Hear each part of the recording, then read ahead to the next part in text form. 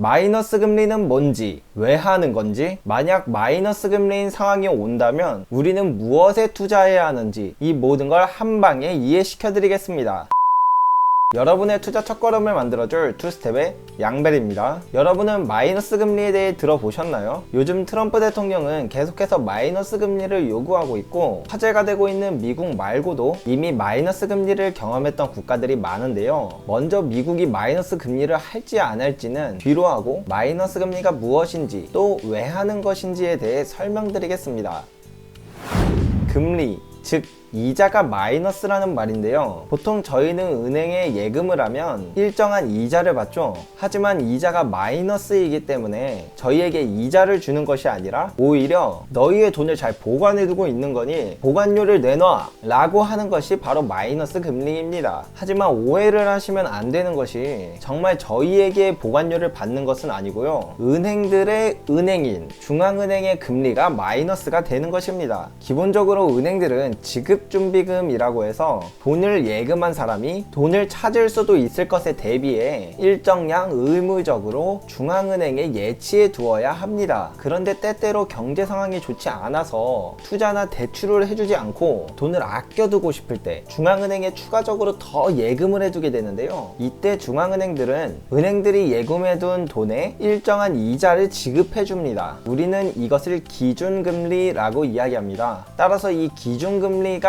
마이너스가 되면 마이너스 금리라고 하는 것이죠. 이렇게 되면 은행들은 중앙은행에 예금해둔 돈에 보관료를 내야만 해서 시간이 지나면 지날수록 손실을 보게 되는 것입니다. 근데 여기서 저는 이런 궁금증이 생겼었습니다. 그러면 은행들이 왜 굳이 중앙은행에 예치를 해두지? 자기네 통장에 놔두던가 금고에 쌓아놔도 되는 거 아니야? 저와 비슷한 생각을 하신 분이 계실 것 같아서 이에 대한 답을 먼저 드리면요. 은행이 중앙은행에 예금하지 않을 수 없는 첫 번째 이유는 은행들은 자기가 자기 명의의 통장을 만들 수가 없습니다. 따라서 투자를 하거나 대출을 해주고 남은 모든 돈은 자연스럽게 중앙은행 계좌에 예치될 수밖에 없습니다. 그러면 현금을 구하면 되는 거 아니냐? 라고 생각하실 수도 있는데요. 은행이 중앙은행에 예치해야 될 돈은 기본 조 단위입니다. 하지만 시중에 돌아다니는 돈을 모두 쓸어오지 않는 이상 그만큼의 현금을 모을 수가 없죠. 그러면 방법은 한국은행에 가서 지폐를 달라 그래야 되는데 한국은행은 절대 주지 않습니다. 왜냐하면 그 이유는 마이너스 금리를 왜 하는지에 대해 알면 더 이해하기 쉬우니 바로 이에 대해 설명드리겠습니다.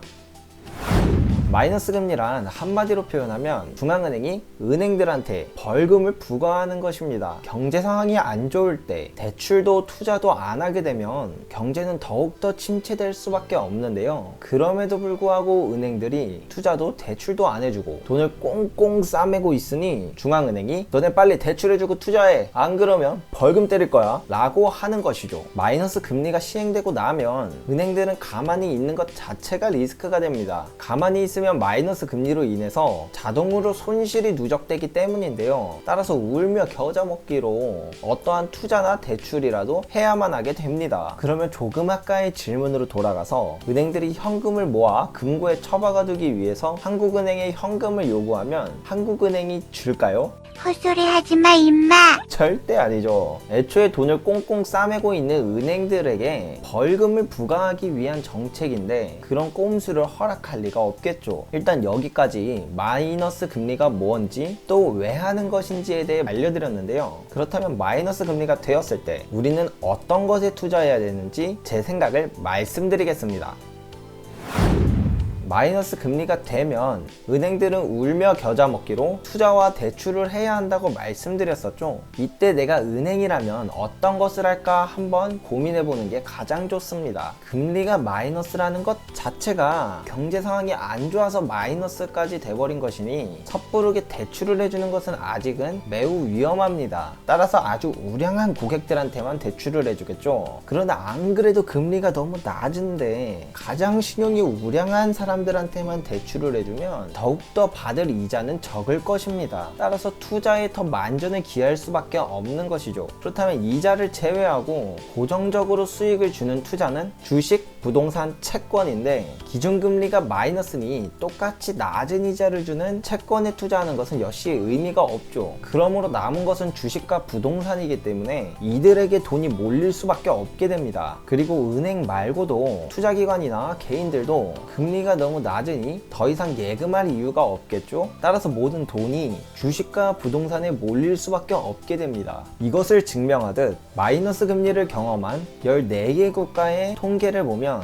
마이너스 금리 이후 주식과 부동산의 가격이 가장 크게 상승했던 모습을 볼 수 있습니다. 조금 더 구체적인 설명을 위해 삼성증권 S&I 본부장 박경인 님의 말씀을 인용하면 안정적으로 받을 수 있던 예금이자가 없어지니 사람들은 매년 따박따박 배당을 주고 아주 안정적인 기업의 주식인 배당주를 살 것이라고 하였고, 또 사람들의 돈을 모아 부동산에 투자한 뒤 매달 따박따박 월세를 받아 투자한 사람들한테 다시 나눠주는 리츠 투자가 각광을 받을 것이라고 하였습니다. 실제로 미국 기업 중 50년 넘게 배당을 단 한 번도 빠짐없이 지급하고, 더 놀라운 사실은 매번 배당을 늘려서 지급한 기업들을 배당킹이라고 부르는데요. 이런 기업들만 28개 가 있습니다. 이 정도면 이 주식에 투자하는 것이 은행이자를 충분히 대체할 만하다고 느껴지시지 않나요? 사실 저도 미국이 마이너스 금리로 갈 것이라고 생각하지는 않습니다. 물론 우리나라도 그렇고요. 하지만 그렇다고 해서 아무런 준비도 안 하는 것은 좋지 않다고 생각합니다. 저희 모두 미리 이것에 대해 인지하고 향후 시대의 변화에 대비할 수 있기를 바랍니다. 영상 끝까지 시청해주셔서 정말 감사합니다. 이상으로 투스텝의 양벨이었습니다.